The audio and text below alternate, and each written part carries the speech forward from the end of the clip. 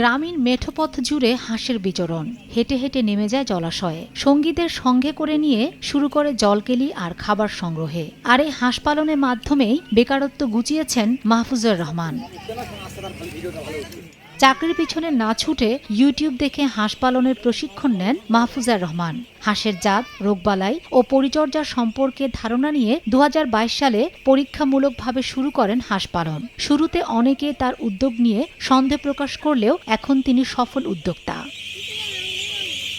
জলাশয় থেকে হাঁসগুলো প্রাকৃতিকভাবে শামুক, ঝিনুক, শ্যাওলা, ছোট মাছ ও পোকা খেয়ে তাদের খাদ্য চাহিদা মেটায়। এর ফলে মাহফুজারের ফিডের খরচ শতকরা ৭০% কমে গেছে। পাশাপাশি হাঁসের রোগ প্রতিরোধ ক্ষমতাও বেড়েছে বহুগুণ।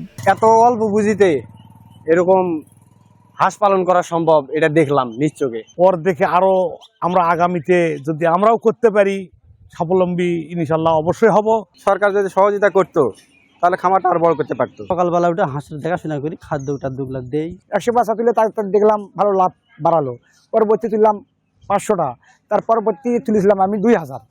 আস্তে আস্তে ধাপে ধাপে আমার আজ পর্যন্ত ১০,০০০ টাকা খেয়ে গেছে ভাই।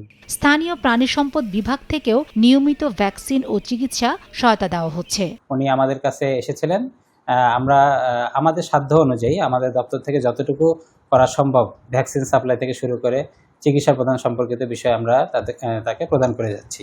দিনাজপুরের হাকিমপুরের রিকাবি চকচকা গ্রামে মাত্র ১০০ হাঁস নিয়ে শুরু করা মাহফুজারের খামারে এখন রয়েছে ১০,০০০ হাঁস।